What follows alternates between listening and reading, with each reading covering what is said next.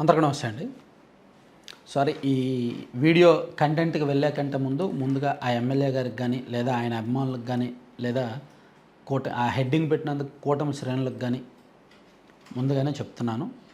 ఏమనుకోవద్దు. ఎందుకంటే పర్సనల్గా టార్గెట్ చేసి మనం చేసే వీడియోస్ ఏమీ ఉండవు. కాకపోతే వ్యవస్థ దెబ్బతిన్నప్పుడు, రాజకీయాల్లో లేదా పరిపాలనలో జవాబుదారీతనం అండ్ పారదర్శకత మిస్ అవుతున్నప్పుడు, తప్పుదారి పడుతున్నప్పుడు ఖచ్చితంగా ఎవరో ఒకరు ప్రశ్నించాలి, లేవనెత్తాలి. కాబట్టి నేను ఈ వీడియో చేస్తున్నా. ఎందుకు ఒక్క ఎమ్మెల్యే విషయంలో ఎందుకని కూటమి ప్రభుత్వం వెనకడుగు వేస్తోంది? ఇక్కడ శ్రీకాళహస్తి ఎమ్మెల్యే బొజ్జల సుధీర్ రెడ్డి గారు, ఆయన మీద విపరీతమైన ఆరోపణలు వస్తాయి. ఇప్పుడు ఒక పెద్ద కాంట్రవర్సీ నడుస్తోంది. జనసేన పార్టీ ఇన్ఛార్జ్ కోట వినుత గారి దగ్గర డ్రైవర్గా అలియాస్ పిఏగా పనిచేసిన రాయుడు అలియాస్ శ్రీనివాసులు అనుమానాస్పద స్థితిలో మరణించాడు. చెన్నై దగ్గర ఒక నదిలో అతని మృతదేహం దొరకడంతో చెన్నై పోలీసులు ఈ కేసుని ఇన్వెస్టిగేట్ చేస్తున్నారు. అంటే నేను అంతా జరిగిందే చెప్తా, ఏది నేను కల్పించి చెప్పను, జరగబోయే చెప్పను. ఏం జరిగిందో అదే చెప్తా, మీ అందరికీ తెలిసిందే. కాబట్టి ఇక్కడ ఓవరాల్గా మనం ఆలోచించాల్సింది అండ్ ప్రభుత్వం డెసిషన్ తీసుకోవాల్సింది ఎమ్మెల్యే గారి వ్యవహార శైలి మీద. అక్కడ డెడ్ బాడీ దొరకడం, పోలీసులు ఇన్వెస్టిగేషన్ చేయడం, కోట వినుత గారిని అండ్ ఆమె భర్త చంద్రబాబు గారిని అరెస్ట్ చేయడం, ఇవన్నీ చూసాం. వినుత గారు బెయిల్ మీద బయటకు వచ్చారు అండ్ చంద్రబాబు గారు బెయిల్ మీద బయటకు వచ్చారు. ఈలోగా ఆ కుర్రాడిది సెల్ఫీ వీడియో ఒకటి బయటకు వచ్చింది. వినుత గారు ఇచ్చిన స్టేట్మెంట్ కావచ్చు, చంద్రబాబు గారు ఇచ్చిన స్టేట్మెంట్ కావచ్చు, అండ్ ఆ కుర్రాడి సెల్ఫీ వీడియోలో కావచ్చు, చాలా క్లియర్గా అక్కడ ఎమ్మెల్యే బొజ్జల సుధీర్ రెడ్డి గారి పాత్ర ఏమిటి అనేది అనేక అనుమానాలు ఆయన మీద ఉన్నాయి.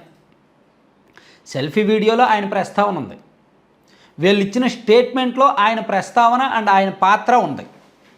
సో ఇక్కడ ఆయన అనుమానితుడే కదా, ఆయన్ను విచారించాలి కదా. ఆయన్ను విచారించడానికి పోలీసులు కూడా అక్కడికి వచ్చారు, ఆయనకు సమన్లు కూడా ఇచ్చారు. ఒక పెద్ద కేసులో, ఒక మర్డర్ కేసులో ఒక సిట్టింగ్ అధికార పార్టీ ఎమ్మెల్యే, సిట్టింగ్ ఎమ్మెల్యే అనుమానితుడిగా ఉన్నప్పుడు మేబీ అతను చేయొచ్చు, చేయకపోవచ్చు, ఇక్కడ మనం ఖచ్చితంగా నిర్ధారించలేం. ఆయన పాత్ర ఉండొచ్చు, ఉండకపోవచ్చు, మనం ఖచ్చితంగా నిర్ధారించలేం. కానీ అనుమానాలు ఉన్నమాట వాస్తవం. ఆయన పరోక్షంగా ఎక్కడో ఒక దగ్గర దీనిలో తలదొచ్చిన మాట వాస్తవం. సో దీనికి వీళ్ళు స్టేట్మెంట్ ఇచ్చిన మాట వాస్తవం. సో ఇక్కడ ప్రభుత్వాలు ఏం చేయాలండి? అతని మీద అట్లీస్ట్ రాజకీయంగా అయినా, పార్టీ పరంగా అయినా సరే ఆ నియోజకవర్గంలో ఏం జరిగింది అనేది ఒక నిజ నిర్ధారణ కమిటీ వేయాల్సిన పని లేదా? రెండు పార్టీల నుంచి. అక్కడ చనిపోయింది పవన్ కళ్యాణ్ గారి వీరాభిమాని. ఆ కేసులో ఉన్నది పవన్ కళ్యాణ్ గారి పార్టీని నమ్ముకొని అమెరికాలో జాబులు వదులుకొని లక్షలకు లక్షలు, కోట్లు కోట్లు ఖర్చు పెట్టి ఎంతో రాజకీయ భవిష్యత్తు ఉన్న యువజంట ఆరోపణలు ఎదుర్కొంటున్నది. జైలుకి వెళ్ళి వచ్చింది. పరోక్షంగా ఆరోపణలు ఎదుర్కొంటున్నది తెలుగుదేశం పార్టీ యువ MLA, first time MLA. So ఈ విషయం బయటకు వచ్చిన వెంటనే పవన్ కళ్యాణ్ గారేమో ఈ జంటను సస్పెండ్ చేశారు. ఓకే, సస్పెండ్ చేయాలి, ఎందుకంటే వాళ్ళు ఆరోపణలు ఎదుర్కొని జైలుకి వెళ్ళారు కాబట్టి. సో మరి ఇప్పుడు తెలుగుదేశం పార్టీ ఎమ్మెల్యే గారిని సస్పెండ్ చేయట్లేదు, ఓకే, సస్పెండ్ చేయట్లేదు, ఓకే, చేయమని మనకు అడిగే రైట్ కూడా లేదు, అది ఆ పార్టీ అంతర్గత వ్యవహారం. కానీ ఒక పారదర్శక విధానం ఎక్కడుంది? రెండు పార్టీల నుంచి ఒక నిజ నిర్ధారణ కమిటీ వేయొచ్చు కదా. అసలు ఆ నియోజకవర్గంలో ఏం జరిగింది? రాయుడు అనేవాడికి వీళ్ళు నిజంగా డబ్బులు ఇచ్చి ఆ పర్సనల్ వ్యవహారాలు ఏమైనా అడిగారా? రాయుడు ఆ చనిపోవడానికి 3 నెలల ముందు అంత లగ్జరీ లైఫ్ స్టైల్ ఎలా ఉంది? అతని బ్యాంక్ అకౌంట్లోకి ఎందుకు డబ్బులు వచ్చాయి? మొబైల్స్ ఎలా కొనుగోలు చేశాడు? ఇదంతా కూడా ఎందుకు మారింది అనేది ఎందుకు కనిపెట్టకూడదు? ప్రభుత్వాలు రెండు పార్టీలు కూడా ఎందుకు ఆ దిశగా విచారణ జరిపించకూడదు? ఇది జనసేన పార్టీ స్ట్రక్చర్ దెబ్బతీస్తుంది. జనసేన పార్టీ అసలే ఎమోషన్స్ ఎక్కువ, పవన్ కళ్యాణ్ గారి పట్ల విపరీతమైన ఎమోషన్స్ ఎక్కువ, ఆయన వీరాభిమానులు ఎక్కువ మంది ఉంటారు. అటువంటి వీరాభిమాని రాయుడు చనిపోయినప్పుడు ఈ కేసులో వాళ్ళు కూడా హర్ట్ అయ్యే ఉంటారు.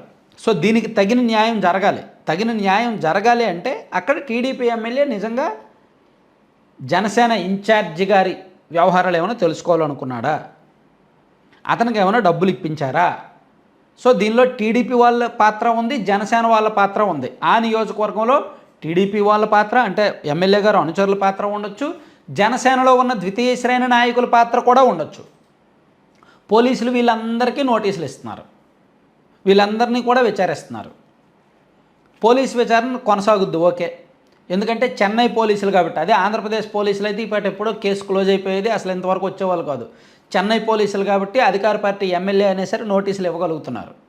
ఈలోగా నేను అంటున్నది, పోలీసు విచారణ మీరు ఎలాగా చేయరు, ఎందుకంటే బార్డర్ తమిళనాడు కాబట్టి వాళ్ళు చూసుకుంటారు. పార్టీ పరంగా, ప్రభుత్వ పరంగా ఈ రెండు పార్టీల నుంచి ఎక్కడ దెబ్బతింది, ఏమైంది, ఎందుకు చనిపోయాడు, ఎవరి ప్రోద్బలంతో ఇదంతా జరిగింది అని తెలుసుకోకపోతే, ఇంకొక చోట ఇటువంటి ఘటన జరిగితే ఇంకెక్కడుంటుంది న్యాయం? ఎక్కడున్నట్టు? రాజకీయాల్లో పారదర్శకత ఎక్కడున్నట్టు? జవాబుదారీతనం ఎక్కడున్నట్టు? సో అంటే ఒక్క ఎమ్మెల్యేను ఇద్దరు కాపాడుతున్నారు. ఇక్కడ పవన్ కళ్యాణ్ గారు గట్టిగా మాట్లాడలేకపోతున్నారు, అండ్ పార్టీ టీడీపీ వాళ్ళు కూడా గట్టిగా ఈ విషయంలో రెస్పాండ్ అవ్వట్లా. ఏదో తేలుకుట్టిన దొంగల్లా సైలెంట్గా ఉంటున్నారు. ఎవరికి వాళ్ళు ఇది మాకు సంబంధం లేదు, మాకు సంబంధం లేదన్నట్టు. కానీ చెన్నై పోలీసులు వస్తున్నారు, ఎమ్మెల్యే గారు అనుచరులకు నోటీసులు ఇస్తున్నారు, ఎమ్మెల్యే గారికి సమన్లు ఇస్తున్నారు, ఎంక్వైరీకి పిలుస్తున్నారు, అన్నీ జరిగిపోతున్నాయి.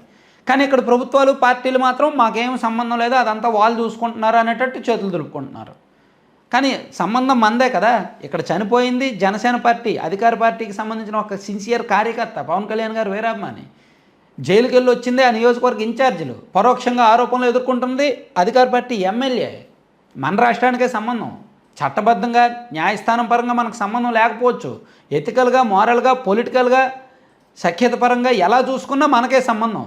మన ప్రభుత్వం దానిలో ఇన్వాల్వ్ అవ్వాలి. పార్టీలు, రెండు పార్టీలు దాని పరంగా నిజ నిర్ధారణ కమిటీ వేసి వాస్తవాలు ఏమిటనేది శ్రేణులకు చెప్పాలి.